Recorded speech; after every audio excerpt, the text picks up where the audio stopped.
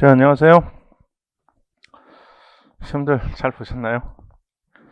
시험을 보신 분들이 이걸 총평을 듣는 건가? 아니면은 내년에 볼 사람들이 듣는 건가요? 자, 이번 기출문제 어땠어요? 좀 어려웠죠? 좀 어려웠을 것 같아요. 뭐 전반적으로는 뭐 그렇게까지 전반적? 그러니까 우리가 그 문제를 어렵게 느끼는 게 어려운 문제들이 몇 문제 있으면 그렇게 느끼잖아요.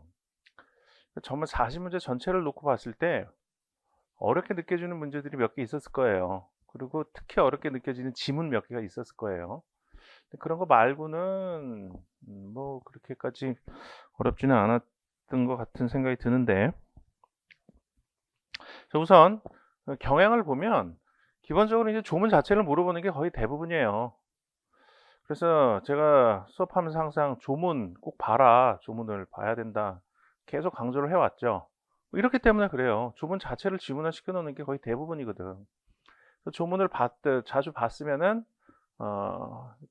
많은 문제를 맞출 수 있었을 거예요. 조문을 꼼꼼하게 잘 봤으면요. 그럼 뭐 그 조문을 다 볼 수는 없지. 수업 시간에 이제 조문 꼭 보라고 얘기한 것들, 수업 시간에 이제 다룬 것들, 수업 시간에 깊이 있게 다룬 것들은 당연히 조문까지 다 봐야 되는 거고, 그리고 수업 시간에 이거는 수업 시간에 다루지는 않는데 조문은 꼭 봐야 된다. 조문 위주로 봐주라. 조문 읽어보는 거 외에는 설명할 게 없다.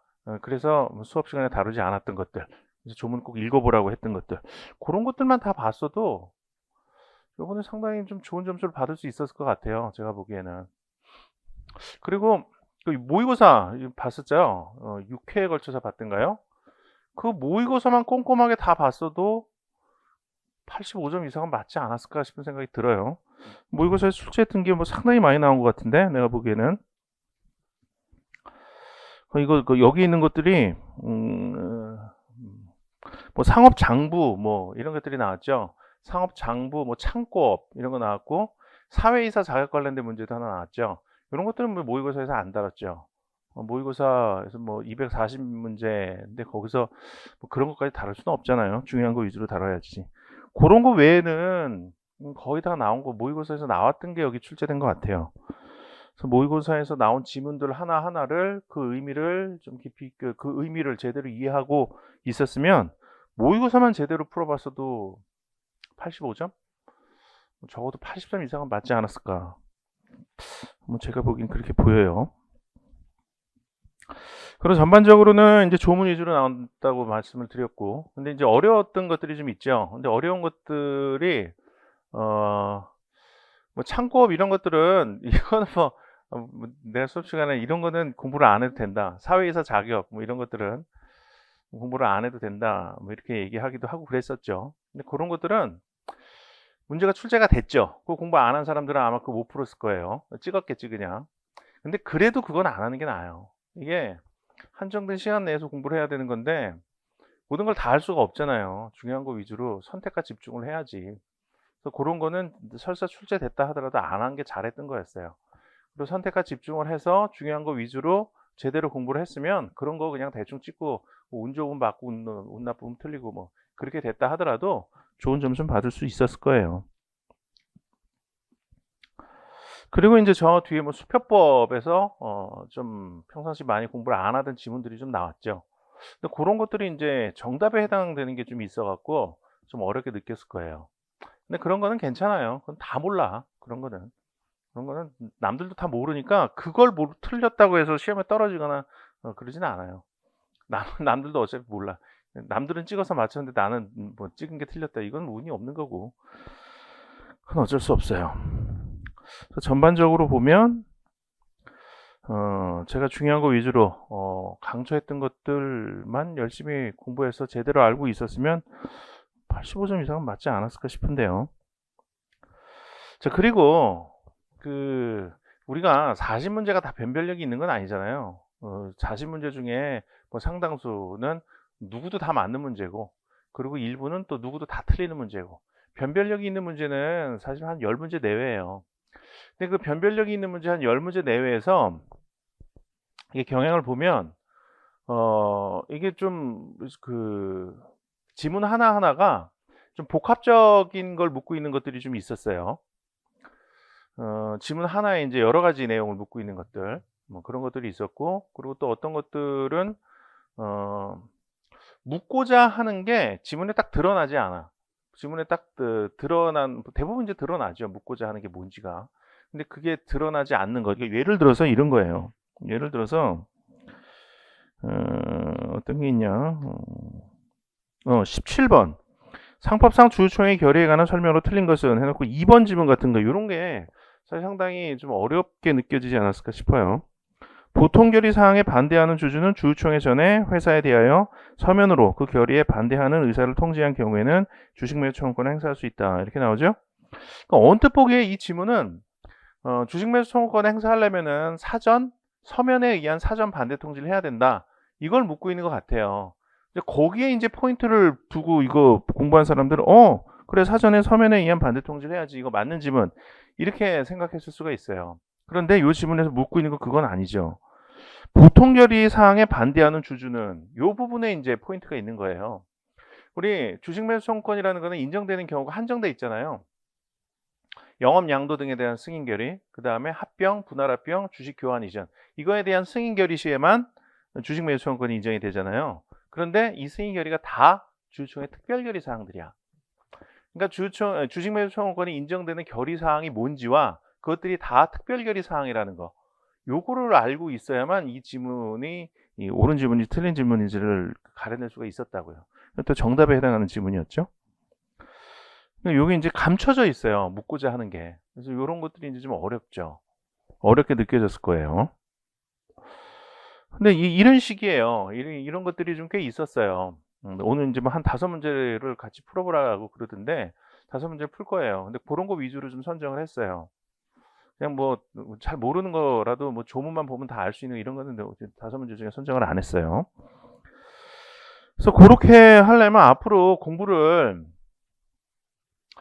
좀 이해 위주로 제대로 해야 돼요. 제가 이제 누누이 강조를 하는데 이 회계사 시험에서 학생들이 상법은 이제 암기 과목이라는 표현을 쓰더라고요. 주요 과목들, 주요 과목 메인 과목들이 이제 뭐 세법, 뭐 회계, 재무회계 뭐 이런 것들 하고 나머지 이제 암기 과목이라고 얘기를 하는데 이 법학 과목을 암기 과목이라고 얘기하는 거는 그 좀 적절한 표현이 아니에요. 차라리 그냥 마이너 과목이라고 얘기하면 맞지. 사실 아무래도 회계사 시험에서는 재무회계나 세법 이런 게 이제 메인 과목이고 상법은 마이너 과목이죠. 마이너 과목인 건 맞아. 그런데 암기 과목은 아니에요. 법학이라는 게 원래 상당히 논리적이고 합리적인 학문이란 말이에요. 뭐 옛날에 그러잖아요. 학문 중에 가장 어? 그, 높게 어렵게 어려운 학문이 철학, 의학, 법학 이 세 개를 가장 높게 어렵게 생각하고 그런다고요. 그렇잖아. 근데 법학은 암기 과목이다. 그렇게 표현하는 건 맞지 않아. 근데 이게 이 회계사 시험에서만 그래요. 보면 회계사 시험에서만 법학은 이 암기 과목이다 그랬고 무대부로 막 외우려고 그러고 그래. 이해 없이. 근데 그거는 아주 잘못된 공부 방법이에요. 근데 그게 왜 그런가 이렇게 생각을 해봤더니 뭐 그냥 내 추측이에요.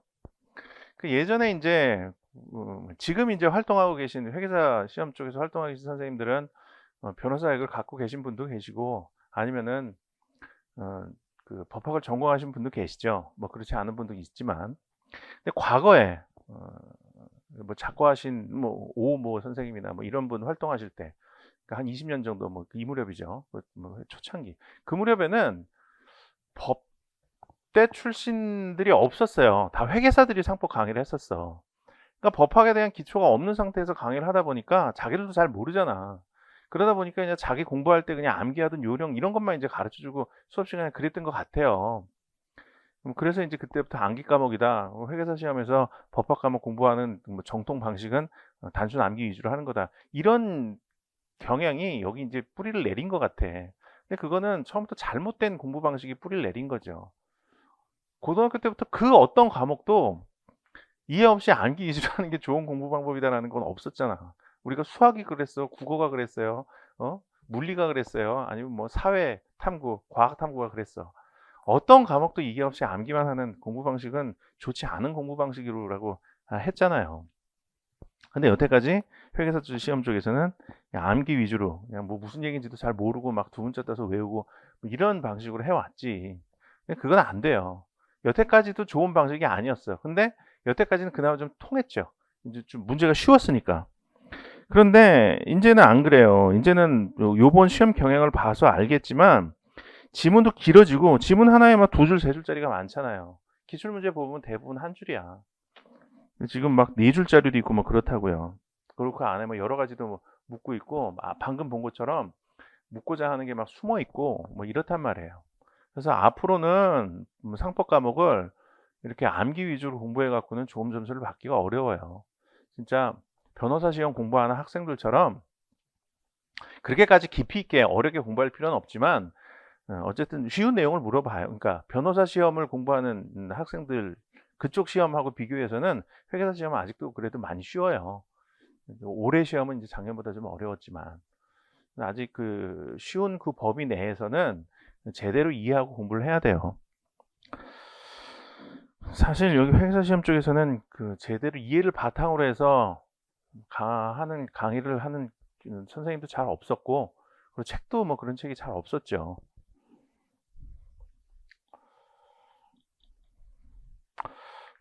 어쨌든 그래요. 이렇게 앞으로 이해 위주로 제대로 공부를 해야 돼요. 이해 위주로 공부를 하고, 그리고 조문 꼭 봐야 돼.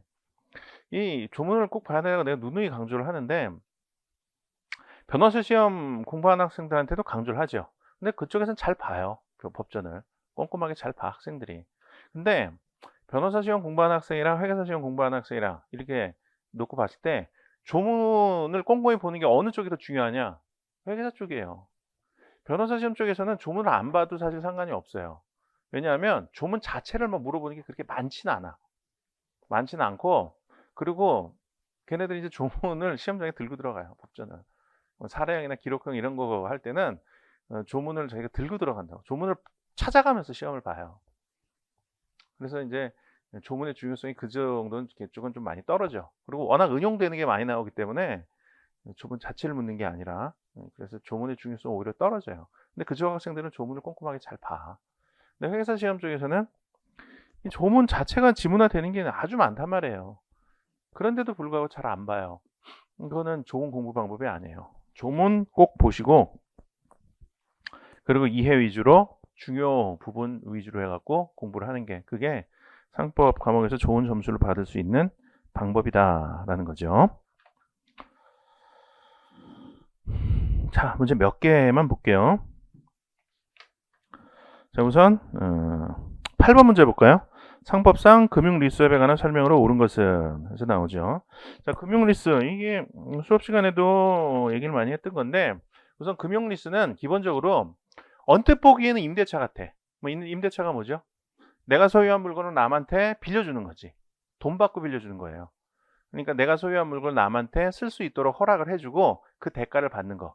그게 이제 임대차죠.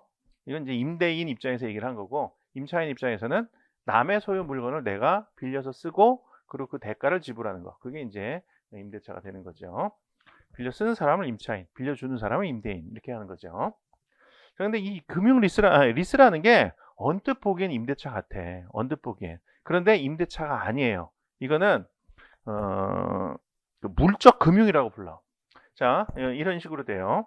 금융 리스에는 등장하는 자가 공급자가 있고요. 그 다음에 리스업자가 있죠. 그리고 리스 이용자가 있죠. 리스 이용자가 먼저 공급자한테 가갖고 물건을 선정을 해요. 내가 이 물건을 사야겠다. 이렇게 물건을 선정을 해요. 그러면 이제 리스업자한테 가갖고 리스 계약을 체결하는 거예요. 리스 계약. 그럼 어떻게 하느냐? 리스 계약에 따라서 리스업자가 공급자하고 공급 계약을 체결해요. 공급 계약은 매매 계약인 경우가 많죠. 리스업자가 공급자로부터 물건을 사는 거예요. 그리고 공급 계약에서 공급자는 물건을 리스업자가 아니라 이용자한테 인도해 주는 걸로 약정을 해요. 그래서 공급 계약이 체결되면 공급자는 이용자한테 물건을 줘요. 그러면 이용자는 리스업자한테 일정 기간 동안, 뭐 예를 들면 48개월이면 48개월 이렇게 일정 기간 동안 정기적으로 리스료를 납부를 해요. 리스료를 납부를 하고 그 기간 동안 리스료를 다 납부를 하면 그러면은 얘가 쓰고 있던 물건의 소유권을 취득하게 돼요. 공급계약 체결하고 인도가 되면은 그다음에 5번이 아니라 5번으로는 이제 대금을 지급하죠. 대금을 지급하고 그리고 이제 5-1 또는 6 그래서 리스료 지급 이렇게 되는 거죠. 자, 이거 언뜻 보면은 얘가 선정한 물건을 얘가 사요. 얘가 사고 얘가 산 물건을 리스업자 소유의 물건을 이용자가 일정 기간 이용을 하면서 그 기간 동안 리스료라는 대금을 지급을 한단 말이에요. 그러니까 리스업자 소유의 물건을 리스 이용자가 사용을 하고 그 사용에 대한 대가를 지불하는 것 같으니까 임대차처럼 보인단 말이에요. 그런데 이거는 임대차가 아니에요. 이거는 물적 금융이에요. 이 본질은 이용자가 리스업자로부터 돈 빌려갖고 물건 사는 거예요. 돈 빌려갖고 물건 사는데 얘가 원리금을 리스료라는 형태로 분할 상환하는 거야. 원리금 분할 상환. 그리고 원리금 분할 상환하는 기간 동안은 리스업자가 이 물건을 소유권을 취득하고 있음으로써 그걸 담보로 활용을 하는 거예요. 소유권을. 그러니까 물적 금융이야. 금융. 돈 빌리는 거예요. 리스업자로부터. 그래서 임대차에 관한 규정이 적용되지 않아요. 여기서 리스 관련해서 제가 이제 수업을 할 때 임대차에 관한 규정이 적용되지 않는다. 그래서 임대차에 관한 규정이 적용되지 않기 때문에 그 상법에서는 이러한 규정을 두고 있다. 이렇게 설명을 하죠. 수업 시간에. 근데 그런 것들이 거의 다 출제가 됐어요. 그리고 마지막에 이제 해지 그거는 이제 특별히 중요하니까 강조를 했었고.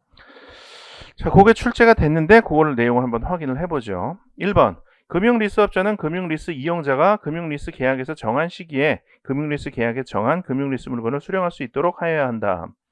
자, 그렇죠. 이게 맞는 지문이죠. 물건을 공급계약을 체결을 해서 얘가 취득할 수 있도록 해줘야 된다는 거예요.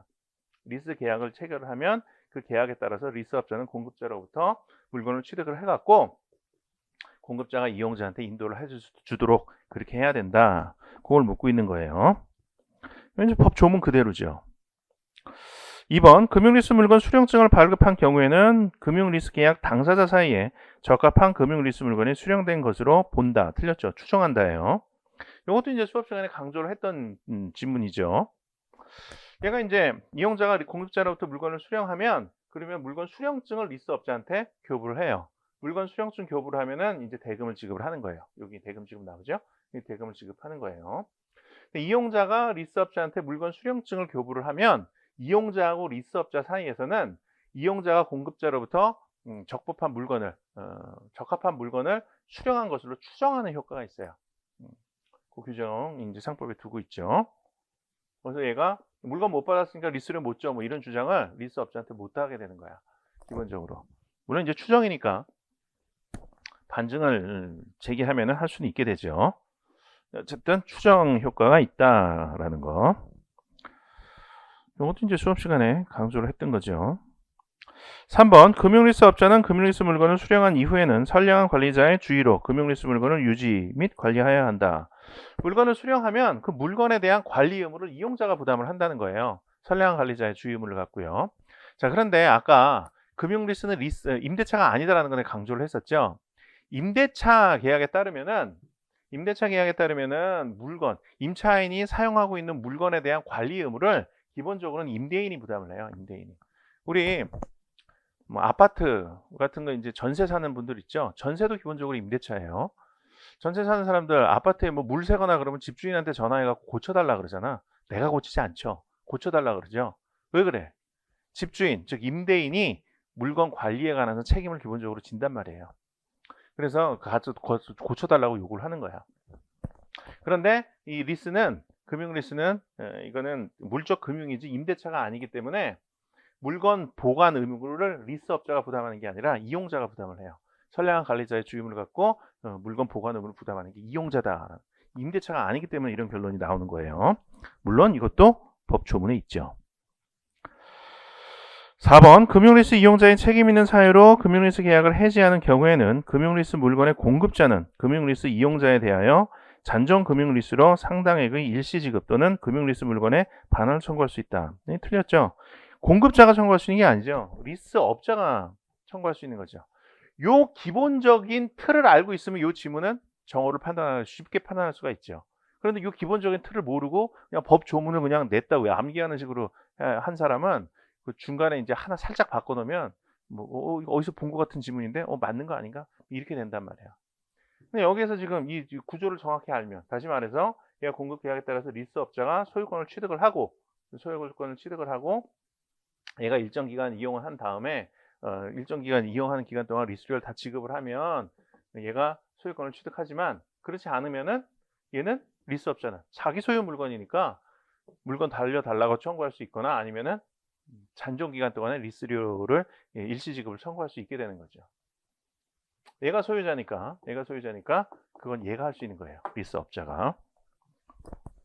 기본적인 틀을 알면은 이거는 쉽게 알 수 있는 거야. 5번 금융리스 물건이 공급계약에서 정한 시기와 내용에 따라 공급되지 아니한 경우 금융리스 이용자는 공급자에게 직접 손해배상을 청구할 수 없다. 틀렸어요. 리스 이용자는 직접 손해배상을 청구할 수가 있어요. 자, 이것도 그 수업 시간에 강조를 했던 조문이죠. 자, 이거 공급계약은 리스업자하고 공급자 사이에 체결이 된단 말이에요. 그래서 얘가 정해진 시기에 이용자한테 물건을 인도해주지 않으면은 공급계약 위반이에요. 그러니까 공급계약에 따라 당사자인 리스업자가 공급자한테 채무불이행 책임을 물을 수 있는 건 당연해요. 그리고 얘가 공급자한테 이용자에 대한 인도를 청구할 수 있는 건 당연해. 계약의 당사자니까. 그런데 우리 법은 이용자도 공급자한테 물건의 인도를 청구할 수 있도록 그렇게 규정을 하고 있어요. 이 규정은 좀 의미가 커요. 왜? 이 규정이 없으면 이용자는 청구할 수가 없어요. 왜? 계약 당사자가 아니잖아.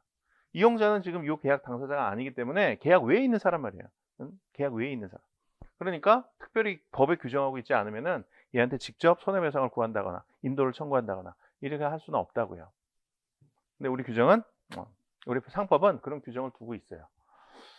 이용자가 인도를 청구할 수 있고 인도해주지 않으면 손해배상을 청구할 수 있다, 이렇게 규정을 두고 있죠.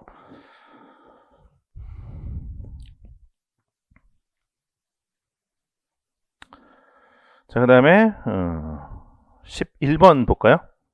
상법상 주식회사의 설립에 관한 설명으로 옳은 것은, 자, 이거는 좀 틀린 부분이 많아서 옳은 것 찾는 문제가 틀린 것 찾는 문제보다는 조금 어렵죠.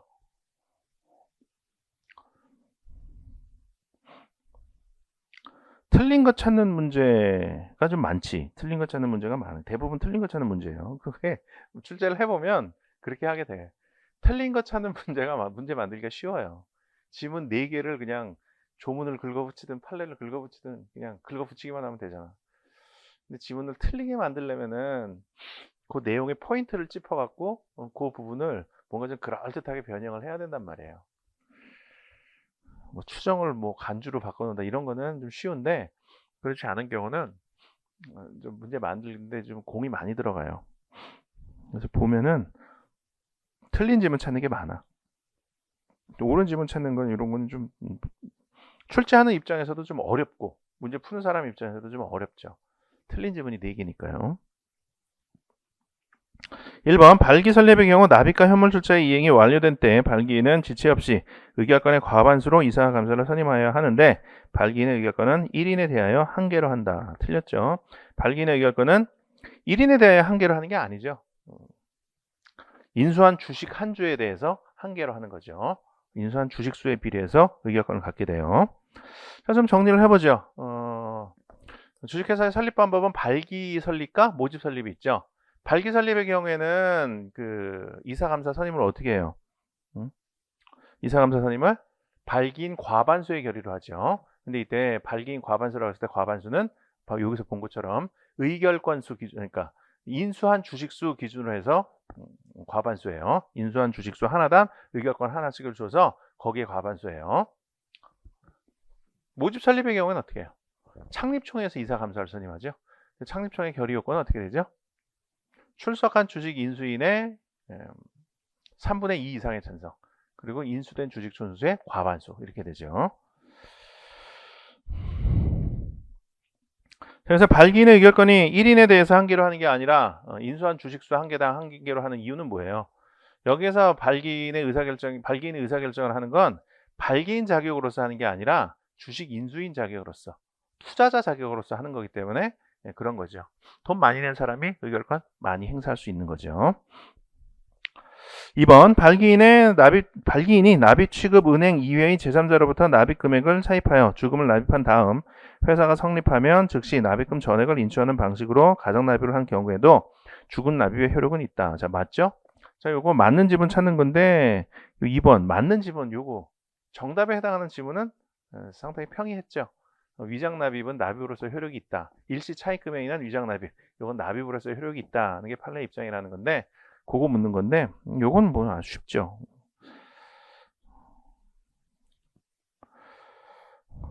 3번 뭐 이거는 이제 전반적으로 정답 찾기는 좀 쉬웠을 것 같아요. 이 문제는 3번 회사가 설립 당시 주식 발행 사항의 결정에 관하여 정관에 달리 정하고 있지 않은 경우 발기인의 전환에 동의하더라도 전환 주식은 발행할 수 없다. 자, 틀렸죠. 발기인 전환에 동의하면 전환 주식 발행할 수가 있죠.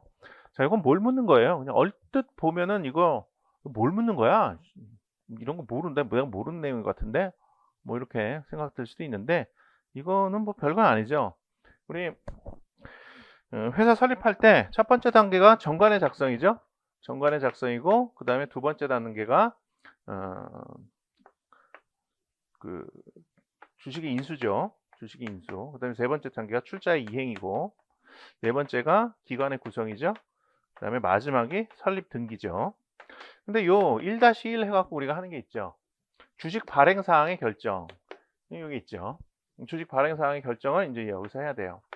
그러니까 발행 예정 주식 총수하고 회사 설립 시 발행할 주식 총수, 액면가 이런 건 이제 정관에 규정이 돼 있는 거고 이거 외에 정관에 규정이 없는 사항은 발기인 전원의 동의로 정하죠. 발기인 전원의 동의. 전환 주식을 발행한다. 이런 것도 주식 발행에 관한 사항이기 때문에 발기인 전원의 동의로 정하는 거예요. 요거 묻는 거야. 요거. 전환 주식 관련해서 뭘 묻는 건가? 전환 주식 관련한 특별한 내용을 묻는 건 아니에요. 주식 발행에 관한 사항 결정. 요거는 발기인 전원의 동의로서 한다. 정관에 특별한 규정이 없는 거는. 전환 주식 발행에 관한 사항도 주식 발행에 관한 사항이기 때문에 발기인 전원의 동의로 한다. 그거 묻는 거예요. 4번 회사 설립 무효는 소만으로 주장할 수 있고 원고가 승소한 경우 소급표가 인정된다. 틀렸죠? 설립 무효 판결. 원고가 승소한 경우 이렇게 물으니까 이것도 또 헷갈릴 수가 있어요. 원고가 승소했다라는 거는 설립 무효 판결이 났다는 거죠. 원고가 패소했다는 건 이제 청구 기각 판결이 난 거죠. 난 거고요.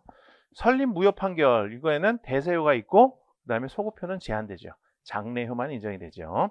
그래서 설립 등기 시부터 설립 무효 판결 확정 시까지 이때는 이제 설립은 무효임에도 불구하고 회사가 성립한 것과 같은 효과가 발생을 하죠. 그래서 이때 존속하는 것과 같이 다뤄지는 회사를 사실상의 회사라고 부르죠. 자, 소급표는 제한되고 대세효는 인정된다. 그때 진짜 공부할 때 의미를 정확하게 파악을 못하고 설립 무효 판결의 효력, 설립 무효 판결은 대세효 인정, 소급표 제한 이렇게만 냅다 암기만 했으면 원고 승소 판결이라는 게 설립 무효 판결이라는 거하고 똑같은 거라는 거를 잘 모르고 이것도 또 좀 정답을 가리지 못하는 경우가 있을 수도 있어요. 5번 회사가 성립하지 못한 경우에 발기인은 회사의 설립에 관하여 지급한 비용을 부담하지 않는다. 자, 부담하죠. 회사 불성립의 경우에 발기인의 책임 이걸 묻는 거죠. 회사가 성립하지 못한 경우 그러니까 설립에 착수를 했는데 설립 등기까지 가지 못하고 회사 설립이 중간에 좌초된 경우 이걸 말하는 거죠. 이걸 회사 불성립이라고 불러요. 회사 불성립 시에는 발기인이 회사 설립에 관한 사항에 대해서 책임을 지고 설립에 관한 행위에 대해서 책임을 지고 그 다음에 설립 비용을 부담을 하죠. 설립에 관한 행위에 대해서 책임을 진다. 이거는 주금 반환 의무. 주식 인수인으로부터 납입받았던 주금을 반환해줘야 될 의무. 이걸 말하는 거죠. 주로. 설립 비용을 부담한다. 이거는 회사 설립하면서 지출했던 모든 비용. 뭐 정관에 기재된지하고 상관없이 설립하는데 들었던 비용. 이걸 전부 다 발기인이 부담한다. 이런 내용이죠. 무과실 책임이에요. 자, 그거 물어보는 거죠.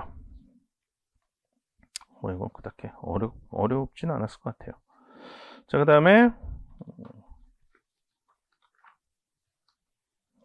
15번 볼까요? 상법상 주권을 발행한 비상장 회사의 주주명부에 관한 설명으로 틀린 것은 1번 주식의 이전은 취득자의 성명과 주소를 주주명부에 기재하지 아니하면 회사에 대항하지 못한다. 자, 맞죠? 대항력을 묻는 거죠. 대항력. 명의계사의 대항력, 주주명부의 대항력 이렇게 표현을 하죠. 2번 주식을 취득한 자는 특별한 사정이 없는 한 점유하고 있는 주권의 제시 등의 방법으로 자신이 주식을 취득한 사실을 증명함으로써 회사에 대하여 단독으로 그 명의개설을 청구할 수 있다. 자, 맞죠? 자, 요 지문 때문에 한번 골라봤어요. 이 문제는. 자, 요 지문도 보면은 뭐 4줄이나 되죠. 4줄이나 되고 그 안에서 또 크게 한 2가지 정도의 내용을 묻고 있죠. 주권을 취득한 자가 명의개설을 청구하려면 어떻게 해야 되느냐, 어떤 방식으로 해야 되느냐, 주권의 제시로서 한다는 거. 주권의 제시로. 주권을 점유하고 있으면 적법한 소지로 추정이 되기 때문에 그 주권의 제시 이외의 별도의 방법으로 자기가 주주임을 입증할 필요 없이 주권 제시만으로써 명의개설을 청구할 수 있다. 그 내용을 묻고 있는 거죠. 그 다음에 뒷부분은 회사에 대하여 단독으로 할 수가 있어요. 명의개설 청구는 양수인이 단독으로 할 수가 있어요. 양도인의 협조 같은 건 필요 없어요. 2가지 내용. 양수인이 단독으로 할 수 있다. 주권의 제시를 통해서 한다. 2가지 내용을 묻고 있다. 이렇게 복합적인 내용을 묻고 있는 지문이 좀 꽤 있었어요.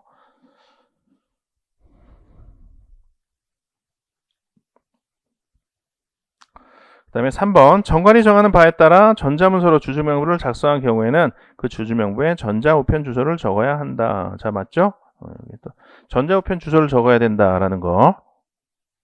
주주명부에다가 이제 소집통지를 해야 돼. 그냥 종이 주주명부. 일반적인 주주명부의 경우에는 주소가 나와 있죠. 주주명부라는 게 주주한테 그 명부에 적혀 있는 주소로 송달 같은 거 하고 뭐 통지하고 뭐 이러려고 주주명부 작성을 하는 거잖아요. 그러니까 이제 일반적인 주주명부에는 그냥 주소를 기재를 하는 거고 우편으로 보내야 되니까 뭐 통지 같은 거 할 때요. 전자주주명부의 경우에는 이메일로 보내니까 이메일 주소가 있어야 된다는 거죠. 그 내용을 묻고 있는 거예요. 근데 이거는 주주명부의 기능 같은 거 이런 거를 이해하고 있으면은 쉽게 이해할 수 있죠.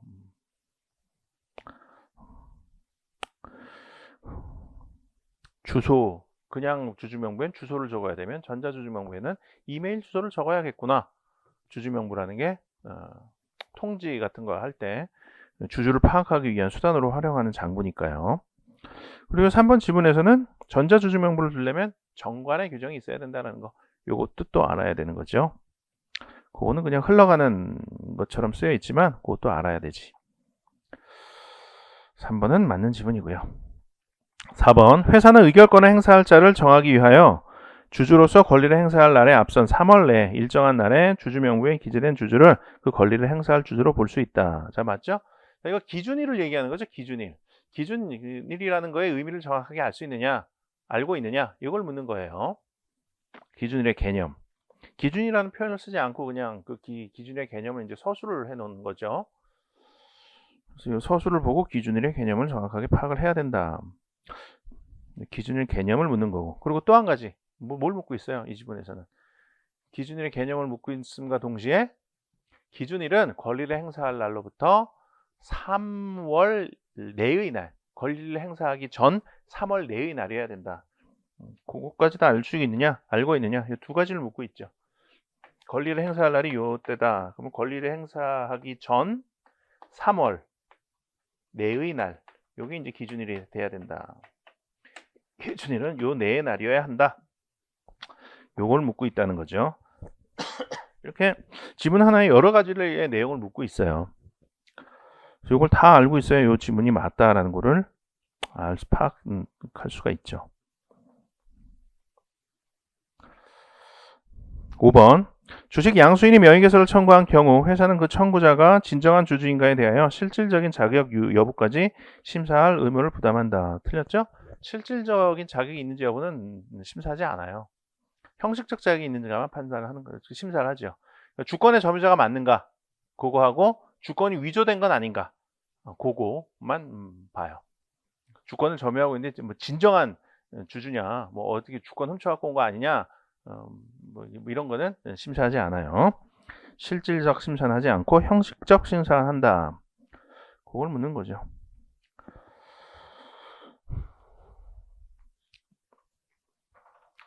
자, 그 다음에 21번 볼까요? 상법상 비상장 회사인 A회사의 이사, 갑 등이 자기 또는 제3자의 계산으로 A회사와 거래를 한 경우 A회사의 이사의 승인이 필요하지 않은 것은 이사가 회사하고 이사, 갑 등이 회사와 거래를 하는데 이사의 승인이 필요하지 않은 경우 그걸 보래요. 그럼 뭘 물어보는 거예요?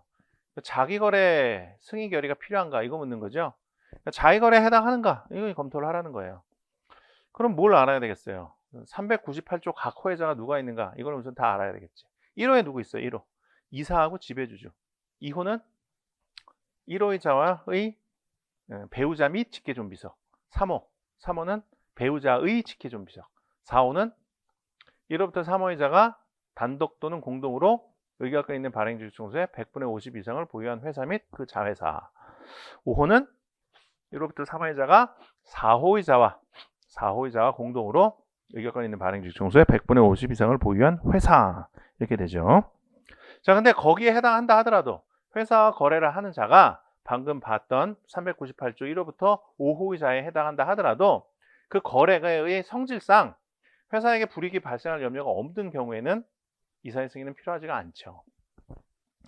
자, 자기거래 주체가 누구가 되는가 하고 그리고 손해가 발생할 염려가 있는가 그 두 가지를 이제 그 내용을 알고 그 두 가지에 해당하지 않는가 해당되는 건가 그거를 질문 하나하나당 이렇게 따져봐야 되는 거예요. 자, 1번 갑이 A회사에 대하여 이자 약정이나 담보 약정 없이 금전을 대여하는 경우. 지금 갑은 이사예요. 이사가 지금 회사하고 금전 소비대차라는 계약을 체결하는 경우예요. 그러니까 지금 갑은 398조 1호이자에 해당은 되죠. 1호이자에 해당이 돼요. 그러니까 이런 이사의 승인을 받아야 될 것 같아요. 하지만 이 거래는 거래의 성질상으로 봤을 때 회사에게 불이익이 발생할 염려가 없는 계약이에요. 뭐야 지금? 갑이 지금 A회사에 대해서 이자 약정이나 담보 약정 없이 금전을 대여한대요. 회사한테는 이익만 되는 거지. 아무 대가 없이 그냥 회사가 돈을 빌리는 거야, 이사로부터. 이런 거래는 손해가 발생할 염려가 없단 말이에요. 이자 약정이나 담보 약정 만약에 있다면 회사에 손해가 발생할 염려가 있지. 그래서 이사의 승인 결의가 있어야 되죠. 근데 이거는 손해 발생할 염려가 없기 때문에 이사의 승인이 필요 없다. 그래서 1번이 답인 거죠. 이사의 승인이 필요 없는 걸 묻고 있으니까. 2번 갑이 직계비속 을이 소유하는 부동산을 을이 A회사에 매도하는 경우. 자, 갑의 직계비속 을 이거 자기거래 주체에 해당하나요? 해당하죠. 2호에 해당하죠. 2호 아까 뭐였어요? 이사 주요주주, 이사 또는 주요주주의 배우자 및 직계존비속. 아들은 직계비속이죠. 직계비속. 그러니까 아들 을이 회사하고 거래한다. 이건 기본적으로 이사의 승인이 필요해요. 기본적으로. 회사에서 불이익이 발생할 염려가 없는 거래는 아닌지 이걸 검토를 해봐야 되죠. 자, 그런데 보면 부동산 매매 계약이에요. 부동산 매매 계약이라는 거는 가격을 어떻게 책정을 하느냐 등 거래 조건을 어떻게 설정하는가에 따라서 회사에 불이익이 발생할 염려가 있죠. 그래서 이거는 원칙에 따라서 이사의 승인이 있어야 된다. 3번 갑의 배우자의 직계존속 병이 소유하는 부동산을 병이 A회사에게 매도하는 경우. 자, 병은 지금 누구예요? 배우자, 이사의 배우자의 직계존속이죠. 직계존속, 배우자의 직계존속. 3호에 해당하죠. 3호, 배우자의 직계존비속이었으니까. 부동산 매매 거래는 계약 조건을 어떻게 체결하는가에 따라서 회사에게 불이익이 발생할 염려가 있는 거래다. 그래서 이사의 승인이 필요하다. 4번 갑의 제3자 병에 대한 채무에 대하여 A회사가 보증하는 경우. 자, 지금 A회사가 정하고 보증계약을 체결하는 거예요. 정하고 제3자 정이라고 나왔어요.